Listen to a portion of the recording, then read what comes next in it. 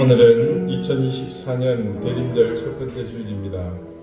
2000년 전 그때처럼 암흑과 죄악이 가득한 이 시대 가운데 구주로 오실 주님을 그때 그들처럼 함께 고대하는 우리에게 속히 오시기를 구하며 함께 대림절 첫 번째 주일 예배를 드리고자 합니다. 이제 자리에서 일어나셔서 우리를 위해 오실 구주를 기다리는 간절함으로 함께 주님 앞에 예배 드리겠습니다.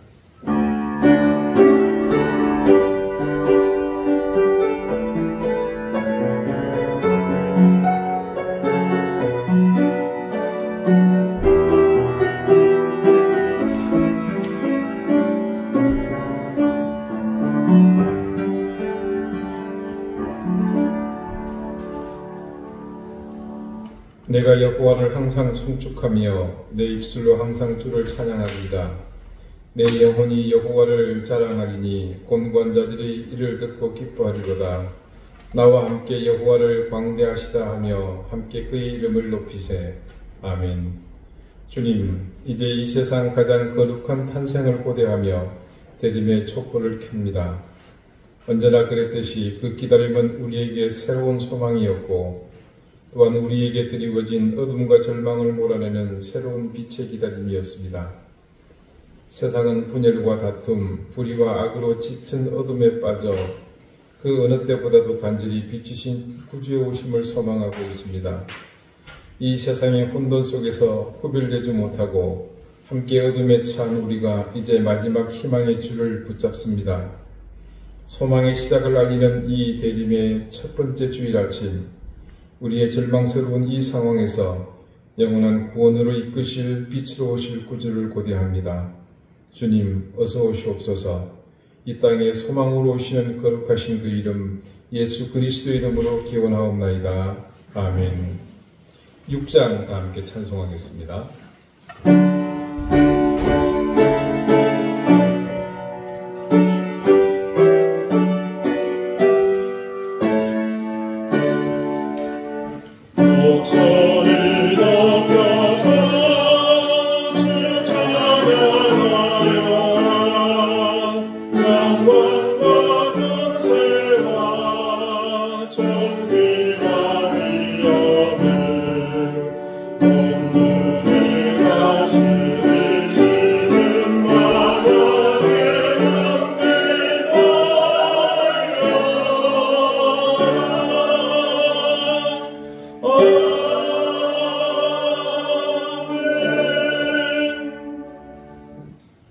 이제 다 함께 참회의 기도를 드리겠습니다.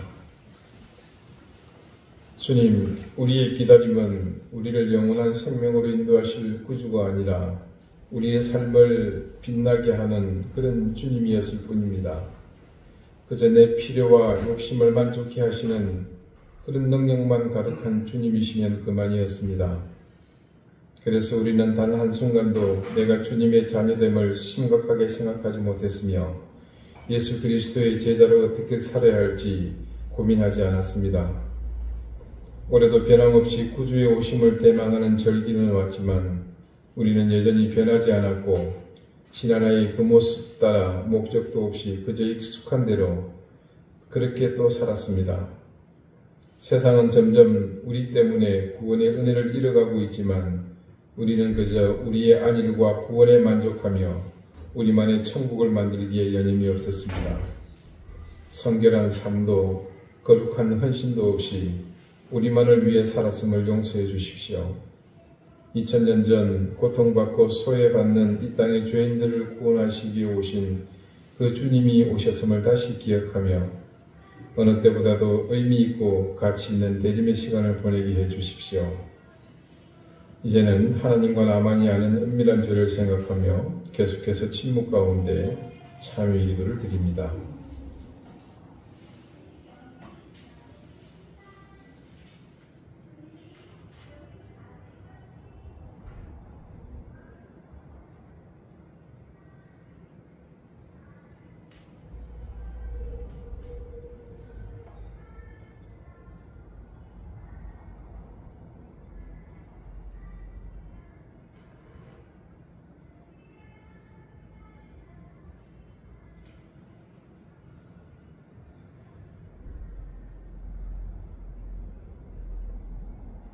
하나님께서는 자신의 부끄러운 죄를 솔직하게 고백하는 사람들에게 말씀하십니다. 너희 하나님 여호와는 자비하신 하나님이시라. 그가 너를 버리지 아니하시며 너를 멸하지 아니하시며 너희 조상들에게 명시하신 언약을 잊지 아니하시리라. 아멘. 이제는 사도신경으로 우리의 신앙을 고백하오니 나는 전능하신 아버지 하나님 천지의 창조주를 믿습니다. 나는 그의 유일하신 아들 우리 주 예수 그리스도를 믿습니다. 그는 생명으로 잉태되어 동정녀 마리아에게서 나시고 본디오 빌라디에게 고난을 받아 십자가에 못 박혀 죽으시고 장사된 지 사흘 만에 죽은 자 가운데서 다시 살아나셨으며 하늘을 오르시어 전능하신 아버지 하나님 우편에 앉아 계시다가 거기로부터 살아있는 자와 죽은 자를 심판하러 오십니다. 나는 성령을 믿으며 거룩한 공교회와 성도의 교제와 죄를 용서받는 것과 몸의 부활과 영생을 믿습니다. 아멘. 자리에 앉으시기 바랍니다. 이제 다 함께 성시를 교독하겠습니다. 성시는 교독문 115번 구주광님 1입니다.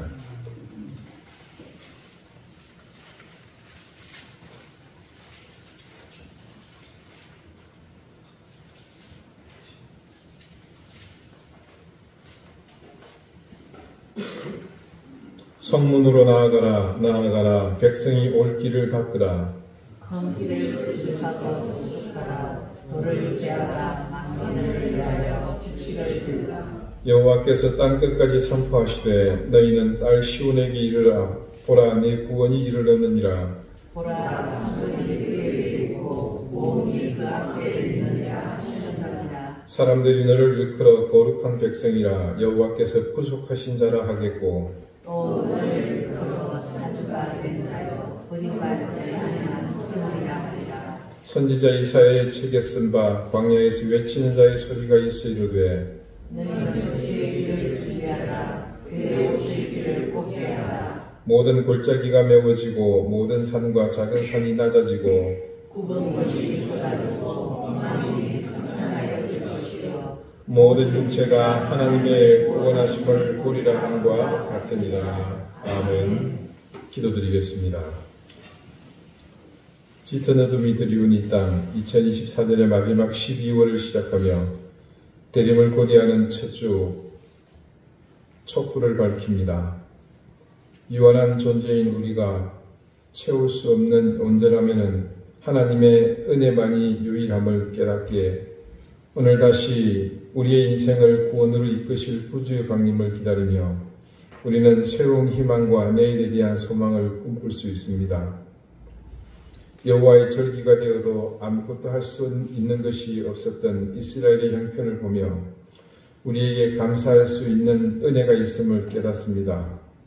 이 새로운 절기에 또한 우리는 무엇을 해야 할지 찾으며 해야 할 그것을 통해 더욱 하나님께 가까이 다가가는 은혜를 주십시오. 주님께서 오셨던 그때는 인류의 역사 가운데서도 비교할 수 없이 어두운 때였습니다.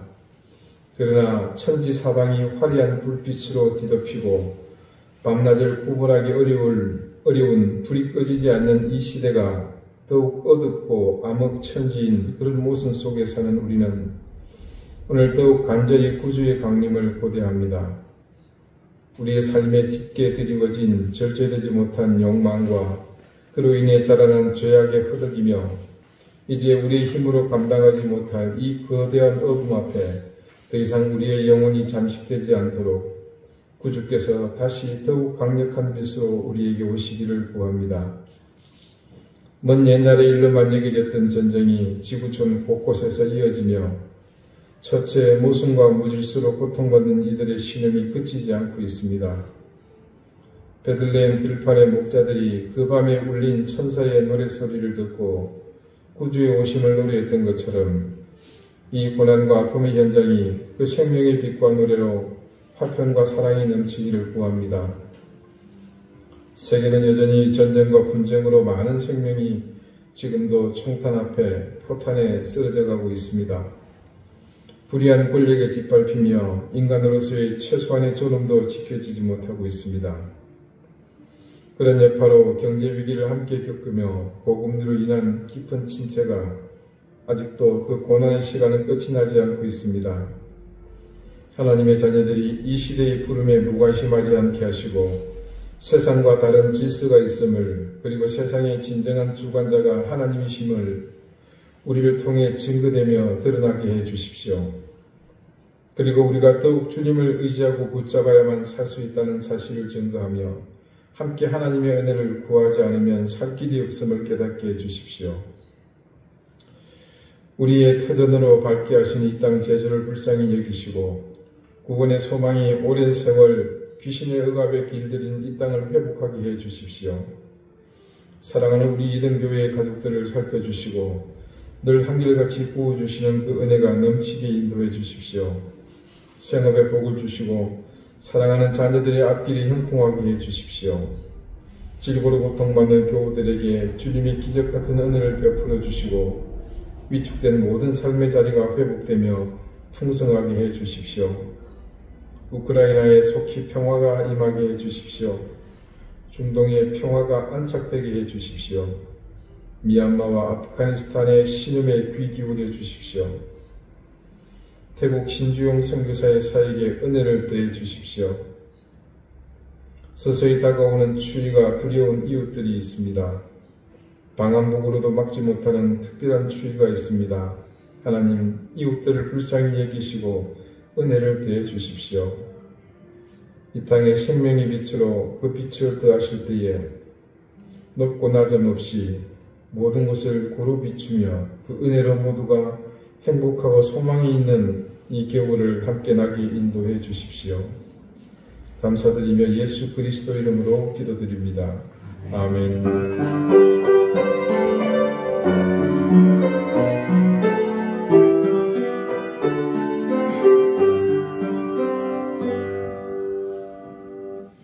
(105장) 함께 찬송하겠습니다.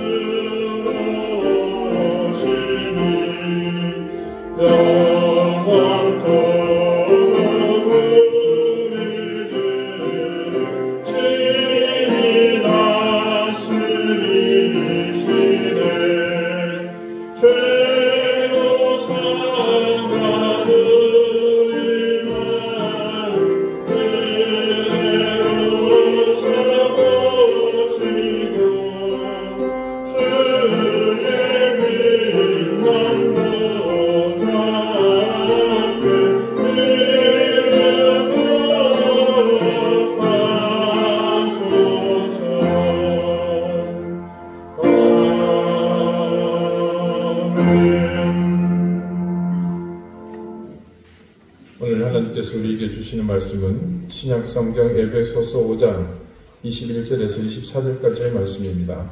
신약 315쪽입니다.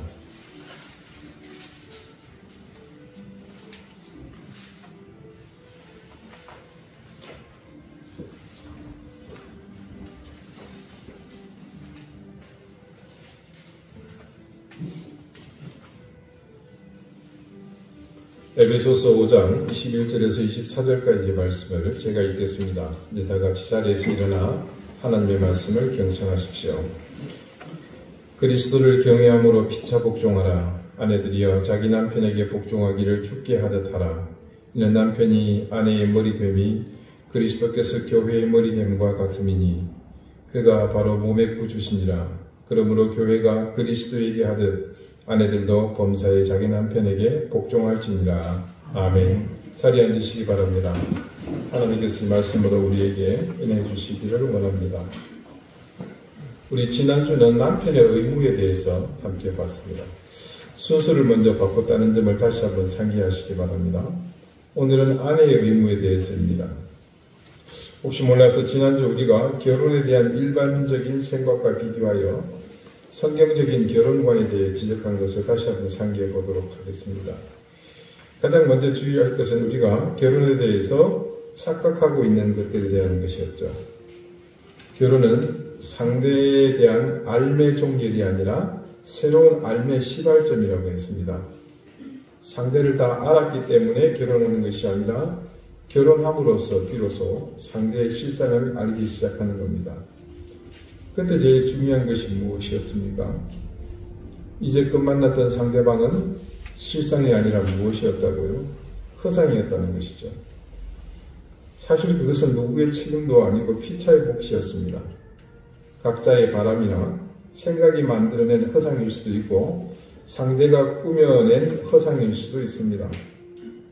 내가 상대에게 나의 꾸민 허상을 보여주었듯이 상대방 역시 그렇게 했기 때문입니다. 그러므로 진정한 부부가 되기 위해서는 서로가 품고 있는 상대의 허상을 먼저 깨뜨리고 지금 눈앞에 있는 상대의 실상을 있는 그대로 받아들여야 한다고 했습니다. 그리고 중요한 또 한 가지, 하나님께서는 당신의 형상을 따라 남자만 만드신 것이 아니라 남자와 여자를 지으셨다는 사실을 아는 겁니다. 이것은 하나님께서 남자나 여자만의 형상이 아니라 남자와 여자의 형상을 동시에 지니셨다는 그 사실을 의미한다고 했습니다. 이 사실이 중요한 이유는요, 남자 혼자서는 하나님을 온전히 알 수 없기 때문입니다. 그것은 여자 역시 마찬가지입니다. 이것은 남자와 여자가 결합함으로써 비로소 가능했습니다. 부부가 된 남자와 여자는 배우자를 통해 자신에게는 없는 하나님의 형상을 발견해 감으로써 남자와 여자의 형상을 동시에 지니신 하나님을 온전히 만나게 된다고 했습니다. 그래서 하나님께서는 반드시 남자와 여자를 부부가 되게 하셨습니다. 이게 결혼의 신비로움이라고 했죠. 이 세상에는 수많은 남자와 여자가 있습니다. 하나님께서 그 많은 사람 중에서, 그 많은 가능성 중에서 유독 지금의 배우자와 부부 되게 하신 이유를 기억하시겠습니까? 네. 그 사람을 통해서만 내 삶 속에 하나님의 형상이 온전히 회복될 수 있기 때문이라고 했습니다. 얼마나 중요한 말입니까? 여러분 절대 잊어서는 안 됩니다. 다른 사람으로는 안 됩니다. 오직 현재의 배우자만 가능합니다. 그러므로 지금 내가 배우자로 인해 말할 수 없는 고통을 겪고 있다면 그 고통 없이는 나의 모난 마음이 깎여지지 않기 때문입니다. 하나님께서는 나의 배우자를 도구 삼아 내 모난 마음을 찢고 깎아내심으로 내 삶 속에 하나님의 형상을 회복시켜 주고 계실 뿐 아니라 배우자를 통해서 겪게 된 그 모든 것 생각해 보십시오. 배우자로 인해서 내 마음이 그토록 찢어지지 않았던들 어찌 지금처럼 하나님만 의지하는 그런 그리스도인이 될 수 있었겠습니까? 과연 나는 기도하려 했겠으며 말씀을 붙잡으려고 했겠는가? 그런 사실을 볼 때 이것이야말로 내가 지금 그 원수와 부부 되었음이 하나님의 역사라는 증거입니다. 배우자로 인해서 더 이상 고통스러워만 하지 마십시오. 오히려 피할 수 없는 상황을 여러분 자신을 하나님의 형상으로 더욱 회복시켜가는 기회로 삼으십시오. 내가 정령 변화되었을 때 하나님께서 나의 배우자를 책임져 주심을 믿으십시오. 내가 훈계해서 가르쳐서 배우자를 사람으로 만들 수 있다는 착각을 버리셔야 합니다. 여러분의 훈계만으로는 여러분의 몸으로 낳은 자기 자식도 바로 세울 수 없는데 어떻게 그 훈계가 이미 성인이 된 남의 자식을 바꿀 수 있겠습니까? 오히려 정반대의 결과만 초래할 뿐이라고 말씀드렸죠. 먼저 내가 나를 사랑하시고 내 체질을 아시는 하나님께서 지금의 배우자를 주신 의미를 깊이 깨닫기를 바랍니다. 그런 다음에 나 자신을 믿음으로 바르게 가꾸어 갈 때 나의 삶을 통로로 삼아 하나님께서 배우자를 반드시 책임져 주실 것입니다. 이것이 나를 배우자와 한몸 되게 하신 하나님의 뜻입니다. 내가 지금의 배우자와 부부 되었으면 어떻게 생각해도 나를 향한 하나님의 은총이요 사랑입니다. 자, 이 말씀을 기억하시겠습니까? 네. 지난주 말씀. 그래서 이제 오늘은 남편의 자세에 이어서 성경에서 가르치고 있는 아내의 의무, 아내의 자세에 대해서 보고자 합니다. 창세기 2장 18절 말씀이요. 여호와 하나님이 이르시되 사람이 혼자 사는 것이 좋지 아니하니 내가 그를 위하여 돕는 배필을 지으리라 하시니라. 아내 여러분은 남편을 돕는 배필로 지어졌습니다.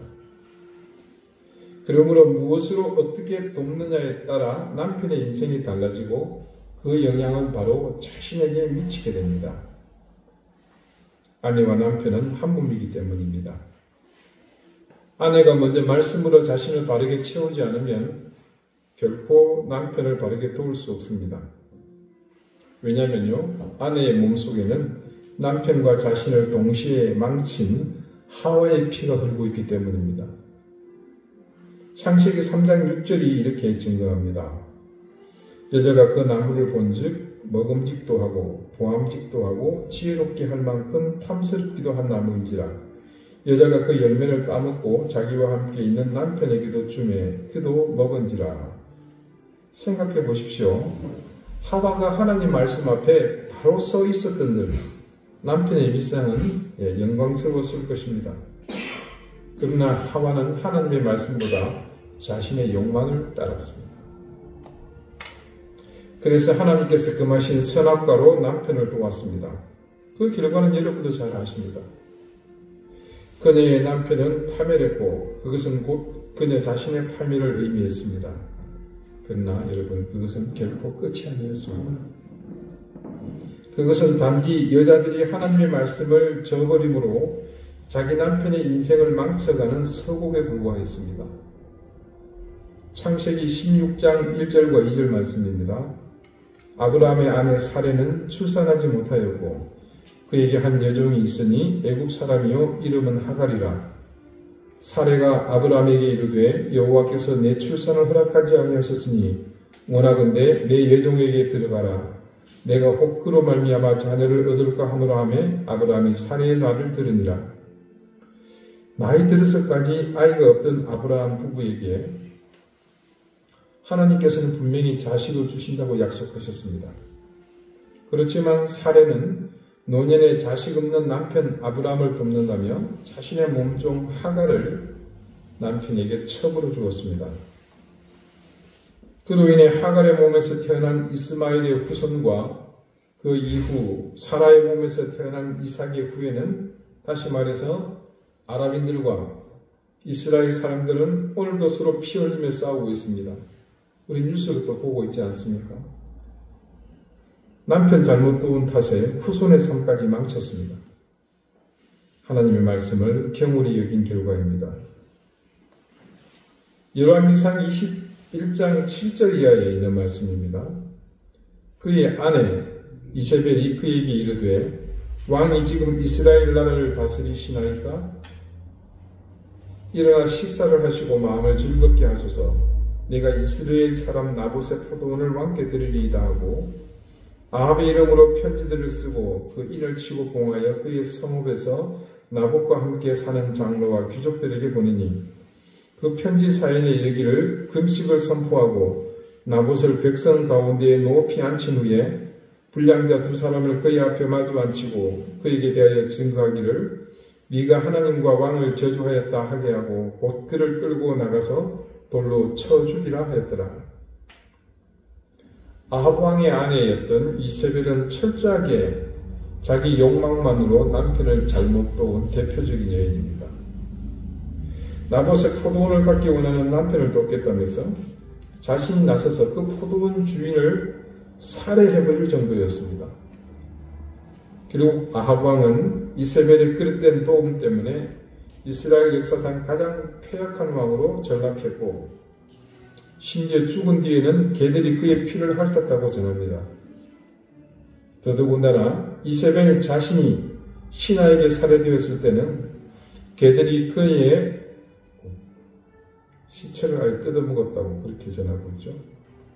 하나님의 말씀을 떠나 남편을 그릇되게 두은 무서운 결과였습니다. 신약에도 그런 예가 있습니다. 마태복음 14장 3절 이하의 말씀입니다. 저는 헤롯이 그 동생 빌립의 아내 헤로디아의 일로 요한을 잡아 결박하여 옥에 가두었으니, 이 요한은 세례 요한을 말합니다. 이는 요한이 헤롯에게 말하되 당신이 그 여자를 차지한 것이 옳지 않다 하였습니다. 헤롯이 요한을 죽이려 하되 무리가 그를 선지자로 여김으로 그들을 두려워하더니, 마침 헤롯의 생일이 되어 헤로디아의 딸이 연석 가운데서 춤을 추어 헤롯을 기쁘게 하니, 헤롯이 맹세로 그에게 무엇이든지 달란 대로 주겠다고 약속하거늘, 그가 제 어머니의 시킴을 듣고 이르되 세례 요한의 머리를 소관에 얹어 여기서 내게 주소서 하니, 왕이 근심하나 자기가 맹세한 것과 그와 함께 앉은 사람들 때문에 주라 명하고 사람을 보내어 옥에서 요한을 목베어 그 머리를 소관에 얹어서 그 소녀에게 주니 그가 자기 어머니에게로 가져가니라. 자, 헤롯은 부당하게 아내를 취했죠. 그 헤로디아는 자기 동생의 부인이었습니다. 그러나 그녀가 그런데도 남편을 잘 도왔다면 그 부정함을 충분히 극복할 수 있었습니다. 하지만 그녀는 자신들의 부정함을 밝히는 요한에게 치명적인 복수를 하고 맙니다. 하나님의 선지자를 죽이는 간큰 일을 하게 되죠. 잠언 14장 1절이 이렇게 증거합니다. 지혜로운 여인은 자기 집을 세우되 미련한 여인은 자기 손으로 그것을 허느니라. 이것은 여러분 솔로몬의 고백입니다. 솔로몬은 3000년 전의 왕이었죠. 입법, 사법, 행정, 소위 말하는 삼권을 모두 장악한 절대 권력자였습니다. 그는 자신의 권력으로 무엇이든 마음대로 할 수 있었습니다. 그러나 자신의 권력이나 군대로 가정을 바르게 세울 수 있었노라고 고백하지 않습니다. 솔로몬은요, 단 한 번도 가정이 남자의 손에 달렸다고도 말하지 않았습니다. 한 가정의 흥망성쇠는 전적으로 여자에게 달려있음을 겸손하게 그는 고백했습니다. 여자의 바른 도움 없이는 결코 가정이 바로 설 수 없음을 경험으로 터득했기 때문입니다. 여러분, 솔로몬이 한때 얼마나 방탕하게 살았습니까? 부인이죠. 예, 부인 외에 또 다른 부인입니다. 그 둘을 합친 숫자가 무려 1000여 명에 달했습니다. 이름이라도 기억했겠습니까? 그 여인들 중에는요, 이웃나라 공주도 있었고 절세 미인도 있었고 지성이 출중한 여인도 있었겠지만, 그러나 그 누구도 자신의 가정을 바로 세워주지는 못했습니다. 솔로몬은 그 어둠의 세월을 거쳐서야 비로소 오직 지혜로운 여자만 가정을 바로 세울 수 있음을 깨달았습니다. 그가 말하는 지혜로운 여자란 하나님을 경외하는 여자를 의미합니다. 왜 하나님을 경외하는 여자만 가정을 바로 세울 수 있는가? 그 여자만 남편을 바르게 도울 수 있기 때문입니다. 그래서 여호와를 경외하는 여자만 참된 칭찬을 받습니다. 여러분, 솔로몬의 잠언 마지막이 어떻게 결론을 내고 있습니까? 고운 것도 고집되고 아름다운 것도 헛되나 오직 여호와를 경외하는 여자는 칭찬을 받을 것이라. 그 손의 열매가 그에게로 돌아갈 것이요 그 행한 일로 말미암아 성문에서 칭찬을 받으리라. 아내 여러분이 정말로 남편을 사랑한다면, 여러분이 정녕 남편을 바르게 돕는 배필이 되기를 원한다면, 여러분은 솔로몬이 말한 것처럼 진정으로 하나님을 경외하는 사람이 되어야 합니다. 그분의 말씀으로, 그분의 지혜로 먼저 여러분을 채워야 합니다. 여러분이 먼저 진리 안에 서야 합니다. 여러분이 바로 서는 한 여러분의 남편은 한평생 청렴하고 의로울 수 있으며 언제나 정도를 걷는 진리의 사람일 수 있습니다. 말씀 안에 바로 선 아내 여러분은 선악과를 따른 하와가 아니라 그리스도를 잉태하는 마리아일 것이기 때문입니다. 하나님이 처음 아내를 남편에게 주시면서 그 의미를 이렇게 말씀하셨습니다. 아까 읽은 창세기 2장 18절 후반부죠. 내가 그를 위하여 돕는 배필을 치으리라 하시니라. 아내는 남편을 돕는 배필입니다. 그러므로 아내의 인생 또한 홀로서는 완성될 수 없습니다. 아내가 돕는 배필이기에 아내 없이는 남편의 인생이 홀로 완성될 수 없듯이 아내는 돕는 배필이므로 남편의 인생을 통하지 않고서는 아내의 인생의 완성 역시 불가능합니다. 아내가 돕는 배필인 까닭에 아내의 인생은 남편을 도움으로 남편 인생 속에서 남편의 인생과 더불어 완성되는 것입니다. 어떤 면에서는 아내의 능력이 남편보다 월등히 뛰어나고 아내의 수입이 남편보다 많을 수도 있습니다. 그럴지라도 아내 인생의 참된 완성은 남편의 인생과 더불어서만 거두어짐을 잊어서는 안 됩니다. 남편을 도외시하고 이른바 사회적으로 출세한 여성이 없는 것은 아니나 대개의 경우 그 가정적으로는 행복하지 못합니다. 남녀를 불문하고 인간적 참된 행복은 자기 자리 지킴에 있음을 잊어서는 안 됩니다.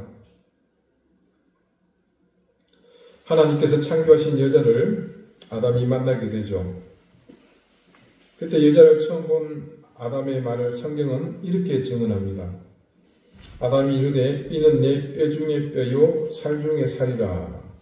이것을 남자에게서 취하였은즉 여자라 부르리라 하니라. 네, 아담은 여자를 보는 즉시 여자란 이름을 지어주었습니다.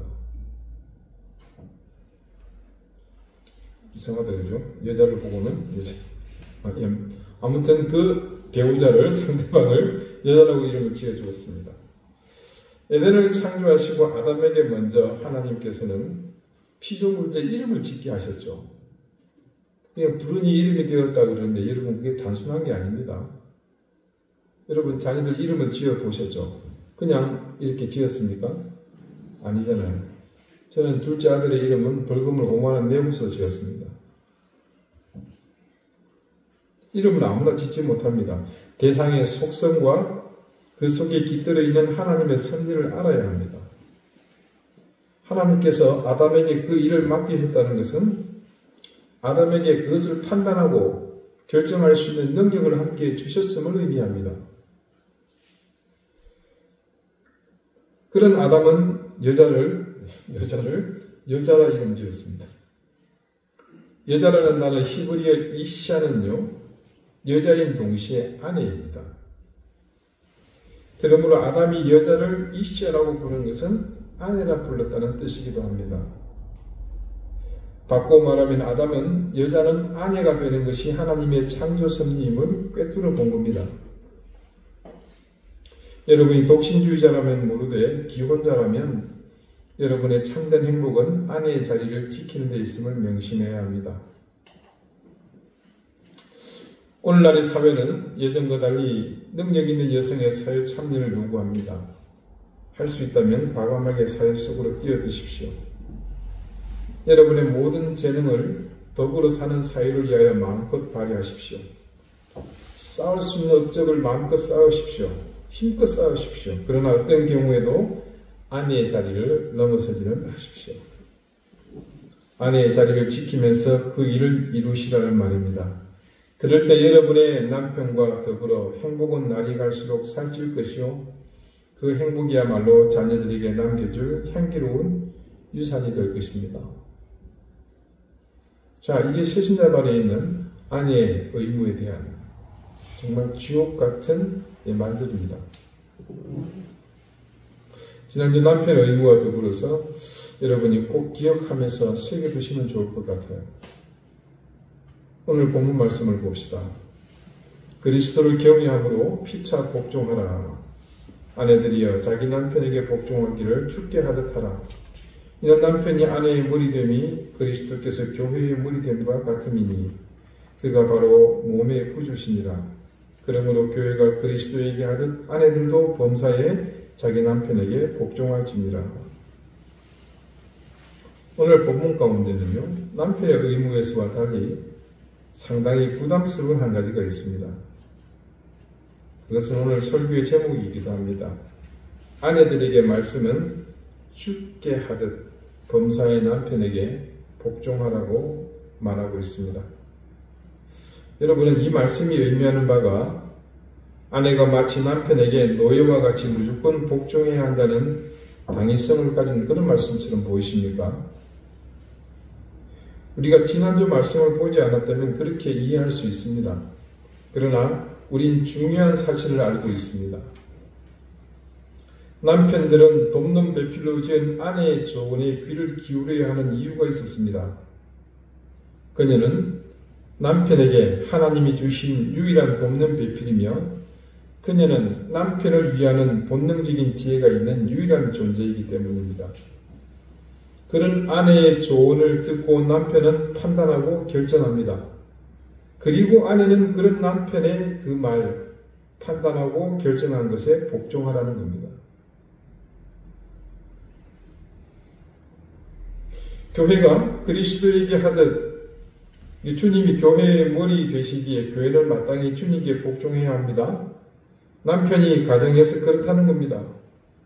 가정의 머리가 되기에 그런 남편의 역할에 대해 복종하는 것입니다. 남편에게 복종하기를 주께 하듯 하라고 하는데 이 소리를 들은 남성들 기분이 될 수 있을지는 모르겠습니다만 막상 아내가 주께 하듯 하려고 하는데 아무리 봐도 주님은커녕 우리 동네 구멍가게 아저씨만도 못하면 아내가 어떻게 주께 하듯 할 수가 있겠습니까? 이건 그렇게 주께 하듯 하기도 전에 쪽박부터 깰 판이죠.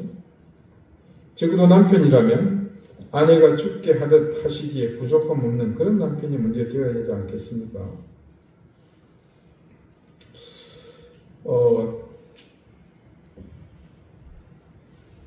우리나라에서 그때 올림픽 한참 있을 때 가수 변지섭 씨가 희망상이라는 그때 노래를 발표를 했습니다. 가사가 이렇습니다. 청바지가 잘 어울리는 여자, 밥을 많이 먹어도 배 안 나오는 여자, 내 얘기가 재미없어도 웃어주는 여자, 난 그런 여자가 좋더라.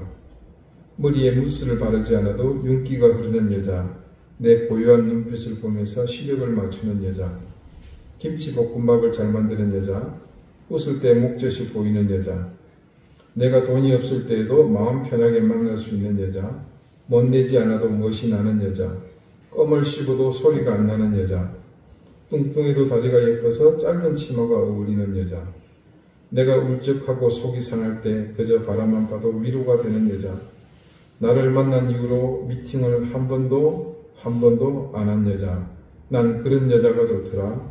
난 그런 여자가 좋더라. 그렇게 노래가 끝나는가 싶은데요. 끝에 한 여자가 노래 대신 이런 내용으로 나레이션을 합니다. 여보세요. 날 좀 잠깐 보세요. 희망사항이 정말 거창하군요. 그런 여자에게 너무 잘 어울리는 난 그런 남자가 좋더라. 우리 지난주 남편의 의무편에서 정말 가슴에 와닿았던 한 이야기 기억하십니까? 곰곰이 생각해 보십시오. 만약 내가 내일이라도 중병에 걸려 영영 병상에 누워 있어야 할 처지가 된다면 도대체 누가 무엇이 끝까지 나와 함께 하겠습니까? 6개월이 지나기도 전에 내가 그토록 기다리던 내 친구들은 나를 기억조차 하지 않을 것입니다. 그들이 나를 다시 생각한다면 그것은 그들이 나의 부고장을 받았을 때일 것입니다. 사업도 취미도 더 이상 것이 되어주지 않습니다. 이 세상 모든 것이 나를 버리고 떠나도 끝까지 내 곁을 지키고 있을 사람은 오직 한 사람, 나의 아내밖에 없습니다. 여러분이 이 세상을 떠나 관속에 눕는 날 여러분의 죽음을 진심으로 슬퍼할 사람도 여러분의 아내뿐입니다. 그리고 이 세상에 남아 여러분이 못다 이룬 뜻을 자식들의 삶 속에 심어줄 사람도 여러분의 아내뿐입니다. 다시 들어보니 아무리 생각해봐도 그런 존재인 아내에게 부끄럽지 않으려면 남편이 정말 아내에게 부끄러움 없는 모습으로 서야 할 사명감까지 느끼게 됩니다. 아내도 남편도 마찬가지입니다. 아내는 남편이 있을 때라야 비로소 쓸 수 있는 호칭입니다. 그처럼 남편도 아내가 있을 때라야 비로소 남편일 수 있습니다. 남편도 아내도 결국은 서로가 서로를 향해 마주보고 서 있을 때 남편도 되고 아내도 되는 법입니다. 바울이 남편에게 이 말씀을 통해 주문한 것은 주님께서 교회를 사랑하신 것 같이 아내를 거룩하게 구별하여 사랑하라고 했습니다. 그런 사랑을 주는 남편을 향해 아내는 주님께 복종하듯 남편을 사랑하고 그에게 복종하는 것은 당연한 일일 것입니다. 오늘은 주님이 오심을 고대하는 첫 번째 대림절입니다. 만물은 노아의 홍수 이후에 그 창조의 질서가 함께 무너졌습니다. 어쩌면 그것은 첫사람 아담 이후에 아담의 그 범죄 이후에 필연적으로 이어질 일이었습니다. 그렇게 무너진 질서 속에서 세상은 모든 것이 무너지는 상황이 되고 맙니다. 그래서 구주의 오심을 기다리는 것은 단지 죄를 구속받기 원하는 인간의 바람만은 아니라는 사실을 말씀은 여러 곳에서 증거합니다. 주님의 오심은 그런 의미에서 모든 것의 회복이라고 봅니다. 남편과 아내가 서로를 사랑하고 복종하는 것은 새로운 회복의 서막을 여는 것과 같습니다. 이 땅에 사는 수많은 가정이 무너지고 부부간의 사랑이 다툼과 원망으로 치닫는 이때 주님의 오심을 기다리는 우리는 남편과 아내가 가장 아름다운 사랑의 결실을 보여야 하는 하나님 만드신 그 질서를 회복해야 할 때가 되었습니다. 바울이 교회를 향해 이 메시지를 준 것을 생각해보면 이 세상 가장 간절하고 애틋한 사랑이 우리와 교회 가운데 있어야 함을 깨닫기를 바라는 마음이 아닐지 그런 생각을 해봅니다. 여러분, 가정이 무너지면 교회도 함께 무너질 수밖에 없습니다. 그렇듯이 교회가 바로 서지 못하면 우리의 가정도 자연 위협받을 수밖에 없습니다. 그리스도께서 교회를 자기 몸을 내어주신 같이 사랑하셨습니다. 그렇게 남편은 아내를 구별하여 사랑해야 할 것입니다. 교회는 주님을 사랑하고 섬기며 무엇보다도 주님의 말씀에 철저히 순종하는 곳입니다. 그렇게 아내된 우리는 아내를 사랑하는 남편에게 복종하며 아름다운 가정을 세우는 것에 최선을 다해야 할 것입니다. 그 핵심은 바로 사랑과 존중입니다. 다음 주 설교의 본문이기도 하며 5장의 결론이 마지막 33절에 이렇게 증거합니다. 그러나 너희도 각각 자기의 아내 사랑하기를 자신같이 하고 아내도 자기 남편을 존경하라. 이 세상에 자기 자신을 생각하는 만큼 더 사랑하는 것이 또 있겠습니까? 가장 최고의 사랑으로 서로를 사랑하십시오. 그리고 내게 그런 최고의 사랑을 주는 배우자를 존중하십시오. 그것이 하나님께서 당신의 형상을 따라 각기 남자와 여자를 창조하신 목적이며 그것이 이 세상의 가장 근본이 되는 제도, 가정의 근간이 되는 부부가 가져야 할 유일한 태도입니다. 내가 아내든 아니면 남편이든 서로를 사랑하고 존중하십시오. 주님이 오셔서 회복하시고 바르게 세우기를 원하시는 그 모든 것의 시작은 바로 여기서부터입니다. 기도드리시겠습니다. 주님, 우리를 남편으로 그리고 아내로 세우셔서 감사합니다. 그리고 지금의 아내와 남편을 주셔서 감사합니다. 세상을 분열시키고 하나님의 자녀를 실족하게 만드는 악한 영은 오직 다툼과 분열의 영으로 세상을 다스리며 하나님이 세우신 부부의 관계도 서로 사랑하고 존중하기보다 다투고 미워하며 대립하게 했습니다. 마치 당연한 듯한 세상의 풍토와 분위기에 휩쓸려 배우자에 대한 말씀의 가르침에 소홀했던 우리의 모습을 돌아보며 내 몸과 지약히고 사랑해야 할 돕는 배필인 나의 아내를 우리 안에서 회복하게 해주십시오. 또한 나의 머리되는 존중하고 복종해야 할 나의 남편을 회복하게 해주십시오. 대림의 첫 주일을 시작하며 우리에게서 무너지고 상실한 것들을 회복하고자 하는 마음으로 우리에게 오시는 주님을 기다리고자 합니다. 우리 속에 사랑과 존중을 통해 이 모든 것에 단초를 놓게 하시고 그 기초 위에서 오시는 주님을 기다리며 함께 세상을 회복해가는 저희가 되게 해 주십시오. 예수 그리스도 이름으로 기도드립니다. 아멘. 104장 함께 찬송하겠습니다.